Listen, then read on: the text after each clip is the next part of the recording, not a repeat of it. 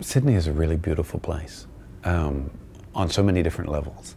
The way in which it's just set in the sort of jewel of the harbor, the way in which the people seem to be very open and interested and excitable and yet courageous.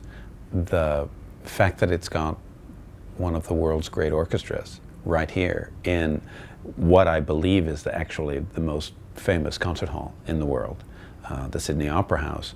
All of these things mean that it's just great being down here. Describing Sydney to somebody who hasn't been here is actually now become one of my avocations, because people will say, you know, what is it?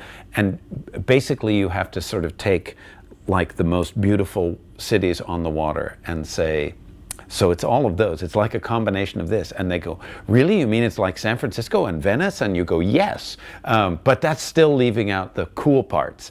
You know, so there's some of that.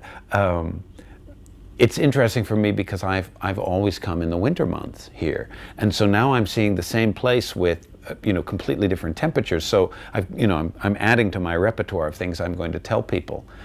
But it's